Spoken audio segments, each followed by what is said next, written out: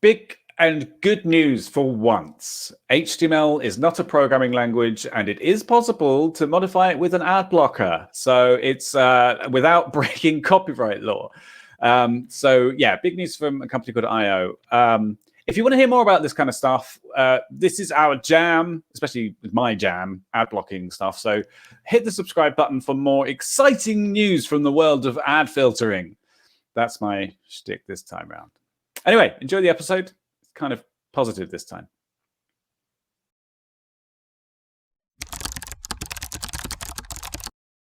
We've got a great story. This is a really interesting story. It's also a great story. So if you don't know, IO is a company, for anybody listening, that's spelled EYEO. Something to do with. So it's AO. About farmers. And get on YouTube. Yeah. Or it's AEO is how I probably would go for it. Oh but whatever. Yeah. I've only ever heard it said IO, but I'm going to ask them. EIO. Anyway, so IO have they are the makers of the world's biggest ad block extension called AdBlock Plus, and they've got their fingers in a lot of the pies. And yeah, interesting company. And they were sued by a guy called Alex Springer, who argued that HTML was subject to copyright.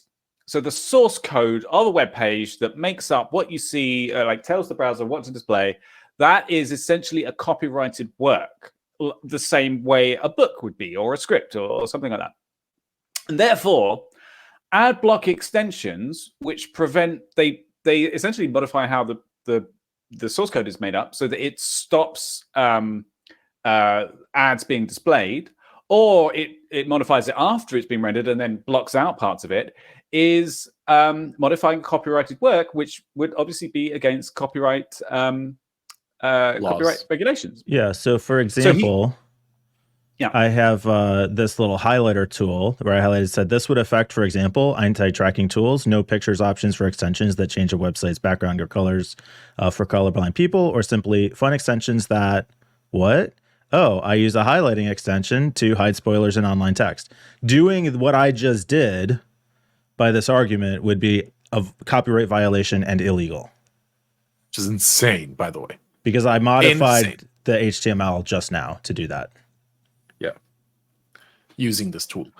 But the funny thing is, like, modifying copyrighted works, only, I feel like that's only justifiable when we're talking about en masse, right? Because, like, if I buy a book and it's obviously copyrighted and I modify the book, right, by drawing in it or like adding a page or whatever, yeah, I'm not breaking any laws yet.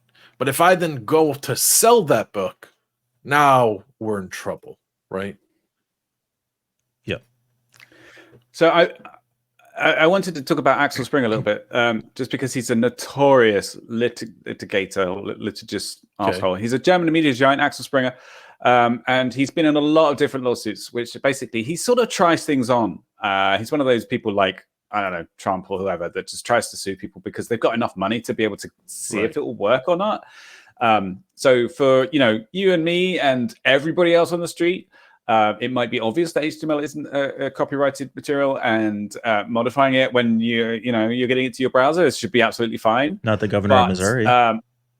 Yeah. And the argument, by the way, was that because there's been some precedent in modifying programming code, and so that modifying other people's code is modifying a copyrighted what do you call it, piece of copyrighted thing. But so that I think the court case itself hinged on the question of whether HTML is actually code or not. So if it was code, then there's a precedence that code should be modified, which means that he might have won. So you can see where the logic kind of, it's obvious it shouldn't be the case, but then that's how these lawsuits get into the courts in the first place. Being in the tech industry, I do sometimes get annoyed when I see job listings that say should be proficient in one of the following programming languages, and they list HTML and CSS. I just feel like that's not a programming language. Yeah. I'm just trying to find more about. I mean, it's almost like saying you must be proficient in Markdown, right? Like HTML is basically a Markdown language. Markup, actually. Yeah, well, Markdown is by definition, I guess. markup. But I mean, the same idea, though, right? You're just applying well, formatting it's just- comments around yeah. the Yes. text. It's literally Yeah. really overly designed Markdown. So anyway, the big news is that Axel's bring a loss, and this was the appeal of the case, by the way, because he got through the first round. I think he was in the Hamburg courts, which are I don't know. He won the first round. Yeah, I think this is the appeal. Oh wow! Hang on. Yeah, that's a little scary in itself. Very scary. Yeah, let me just double check that because I don't want to like it would be. But it's sort of awful. unenforceable, right? Like, yes, Google would have to drop the extension from the App Store or whatever, the extension store, and so would every other browser. But really, only Google matters in this argument, sadly. And then you would just go to GitHub and make your own extension by copying the code. Like, so I'm doing it on my computer. I'm not changing it for you.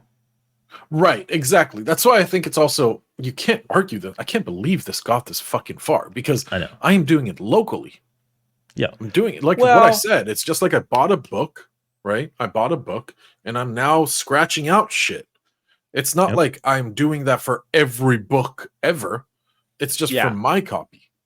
Well, fortunately, it didn't get through the appeal. But again, see how just the fact that it's this close. Yeah, I don't know. If HTML was a programming language, which is a commonly misunderstood concept, as evidenced by people requiring it as a coding skill, on job requirements, then modifying someone else's code after it's been run could technically be changing a copyrighted. There's a word on a copyrighted thing. Works. Whatever. I don't know. Works. Well, you could. Let's say you're talk about JavaScript. So again, not necessarily a programming language, a scripting language, but more similar, right? You could the same argument would be you can't modify somebody's JavaScript. Like there, you're talking about actual functionality of code that's being executed. Yeah. So it's still client side. You're not. But there's a precedent for that.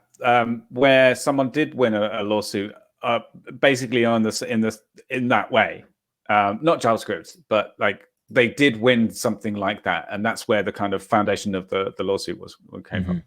Mm-hmm. But yeah, it didn't get through, which is good, and sanity has prevailed. It was the Hamburg courts actually, and apparently they're the one that threw out the appeal, so that's good.